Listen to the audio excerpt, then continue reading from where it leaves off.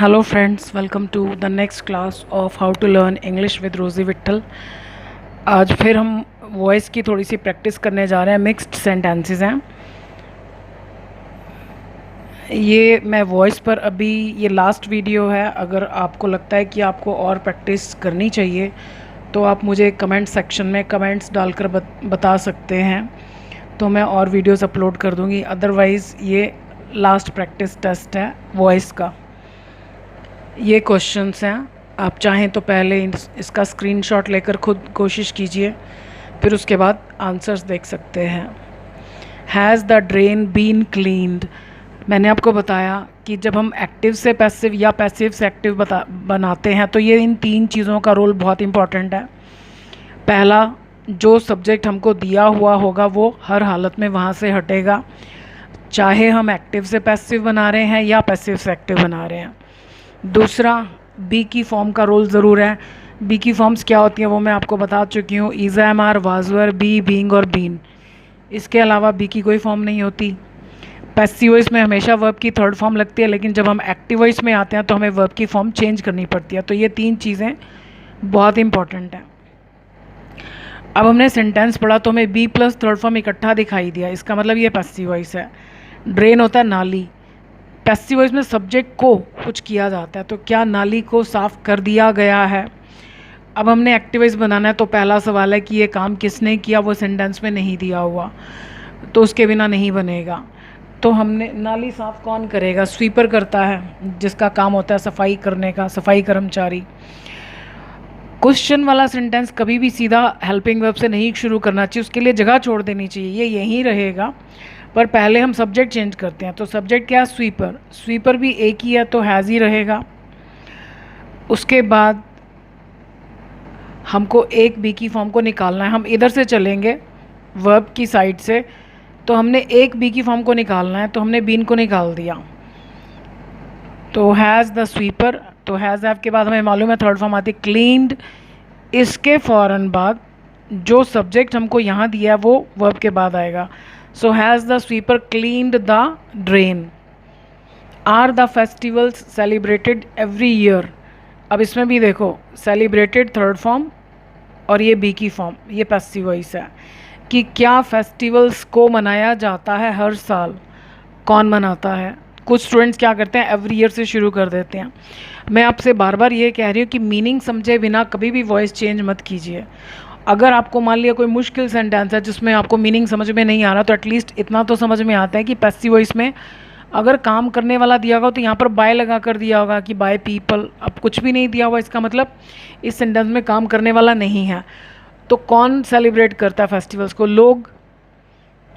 सो और एक बी की फॉर्म हमको निकाल देनी है, तो हम इधर से चलते हैं, तो ये एक ही है बी की फॉर्म, इसको हम निकालेंगे तो इसकी जगह खाली रहेगी। तो जब बिल्कुल खाली जगह है वहाँ पर क्या आता है? या तो डू आता है या डज या डिड। क्योंकि ये प्रेजेंट टेंस है तो यहाँ पर डू या डज आएगा। तो पहले हम सब्जेक्ट देखते हैं, पीपल। सो डू आएगा। Do people celebrate the festivals every year? Actually यहाँ पर फेस्टिवल्स के साथ द लगा है। Do people celebrate the festivals every year? Okay, people मतलब जनरल बात हो रही है सभी लोगों की। So do people celebrate the festivals? The festivals मतलब जो हमारी कंट्री के फेस्टिवल्स हैं एवरी ईयर। तो हमने इसको निकाला, इसकी जगह हमने डू लगाया, फेस्टिवल्स की जगह पीपल। तो डू के साथ फर्स्ट फॉर्म आती है सेलिब्रेट, और इसके फ़ौरन बाद मैंने आपको बोला जो सब्जेक्ट आपको पैसिवस में दिया वो वर्ब के फ़ौरन बाद आएगा। Are the forms being filled? फिर बी प्लस थर्ड फॉर्म इकट्ठा दिखाई दे रहा है, मतलब पैसिव वॉइस है। और हमको एक बी की फॉर्म निकालनी है, तो सबसे पहले हम बी की फॉर्म को ही निकाल देते हैं। ये रही बी की फॉर्म। आईएनजी से हमको ये हिंट मिल गया कि ये आईएनजी इसके साथ लगेगा, क्योंकि ये कॉन्टिन्यूस टेंस है, ये जहाँ है वहीं रहेगा। हाँ, ज़्यादा से ज़्यादा इसकी शक्ल चेंज हो सकती है according to the new subjects. So are the forms being filled, लेकिन भर कौन रहा है? नहीं दिया हुआ। तो कौन भर रहा है? स्टूडेंट्स। तो स्टूडेंट्स बहुत सारे हैं, तो बहुत सारे हैं, तो आर का हम आर ही रहने देते हैं। Are the students. बीइंग को हमने निकाल दिया तो फिलिंग हो जाएगा, क्योंकि कॉन्टिन्यूस टेंस है फिलिंग। और इसके फ़ौरन बाद हमने क्या लिखना है? जो ये सब्जेक्ट दिया हुआ है, filling the forms. Will he be enjoying the party, इसमें थर्ड फॉर्म नहीं है, ये पैसिव वॉइस नहीं है, इसका पैसिव वॉइस नहीं बनता इस टेंस का, फ्यूचर कॉन्टिन्यूस का। क्यों नहीं बनता? अगर हम पार्टी को यहाँ लिख दें, वो एंजॉय कर रहे हैं क्या? पार्टी। विल तो वहीं रहेगा, वैसे का वैसे रहेगा।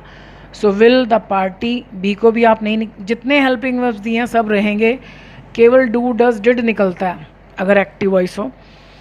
तो बी के बाद ये आईएनजी है तो फिर बीइंग लगाना पड़ेगा, बी बीइंग इकट्ठा नहीं आ सकता, इसलिए फ्यूचर कॉन्टिन्यूस टेंस का पैसिव वॉइस नहीं होता है।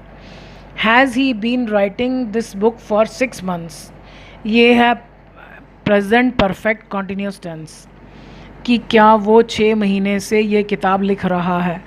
अगर तो सिर्फ ये होता कि क्या वो किताब लिख रहा है तो हम कहते is he writing a book, तो उसका पैसिव वॉइस बन जाता। इसका भी नहीं बनेगा। क्यों नहीं बनेगा?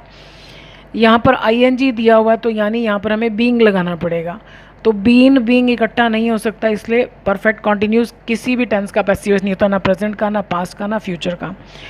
तो एक्टिव वॉइस 12 होते हैं, पैसिव वॉइस 8 होते हैं। 3 तो ये निकल गए परफेक्ट कॉन्टिन्यूस और एक ये future continuous. Was the problem being hidden, अब ये देखो थर्ड फॉर्म प्लस बी की फॉर्म, यानी ये पैसिव वॉइस है। क्या प्रॉब्लम को, पैसिव वॉइस में सब्जेक्ट को कुछ किया जाता है, तो क्या प्रॉब्लम को छिपाया जा रहा था? कौन छिपा रहा था? पता नहीं। अब ये कौन में हमें कोई आइडिया नहीं है, जैसे अब यहाँ पर तो हमें आइडिया था ना, स्वीपर हो गया। तो जब हमें कुछ भी आइडिया नहीं है, कोई भी व्यक्ति हो सकता है, तो आप ही शी दे कुछ भी लिख सकते हो। बेटर है दे लिखो, क्योंकि हमें ही शी भी पता थोड़ी ना कि लड़के की बात हो रही है या लड़की की बात हो रही है। तो हमने एक बी की फॉर्म निकालनी है, ये निकलेगा और इसका आईएनजी इसके साथ चला जाएगा। सो यहाँ पर वॉज का वर हो जाएगा, क्योंकि हमने सब्जेक्ट किसको बनाया? दे, और ये आईएनजी इसके साथ। हाइडिंग, क्या छिपा रहे थे? प्रॉब्लम, इसके फ़ौरन बाद। सो वर दे हाइडिंग द प्रॉब्लम। मीनिंग को भी समझो, सेंटेंस चाहे कितना भी ईजी हो, मीनिंग सेम होना चाहिए। क्या प्रॉब्लम को छिपाया जा रहा था? क्या वे प्रॉब्लम को छिपा रहे थे? तो यानी दोनों ही सेंटेंसेस में प्रॉब्लम को छिपाया जा रहा था। Were all the answers repeated, third form, और ये रही बी की फॉर्म, ये पैसिव वॉइस है। क्या सारे आंसर्स को रिपीट किया गया? सबसे पहले हम बी की फॉर्म निकाल देते हैं, ये निकल गया, यानी ये जगह खाली हो गई। हमने इसको खाली नहीं रहने देना, इसकी जगह पर कोई आएगा, लेकिन अभी पहले हम अपना सब्जेक्ट चेंज करते हैं। क्या सारे आंसर्स को रिपीट किया गया? किसने किया? नहीं दिया हुआ, टीचर। वॉज निकला, जगह खाली, खाली जगह पर कौन आता है? बिल्कुल खाली जगह, या डू या डज या डिड। अब वॉज का मतलब है कि ये पास्ट टेंस है, सॉरी ये तो did. So did the teacher, अब डिड को पता है आपको सेकंड फॉर्म पसंद नहीं, फर्स्ट फॉर्म। रिपीट, क्या रिपीट किया? ये इसके बाद आएगा, ऑल द आंसर्स। तो ये हमने पैसिव से एक्टिव करना भी सीख लिया। आई होप आपको पैसिव वॉइस बहुत अच्छी तरह से समझ में आ गया हो। फिर भी अगर आपको लगे कि और प्रैक्टिस करनी है तो मुझे कमेंट सेक्शन में ज़रूर बताइएगा। So I will try to make some more videos on voice. So that's all for the day. Thank you for watching this video.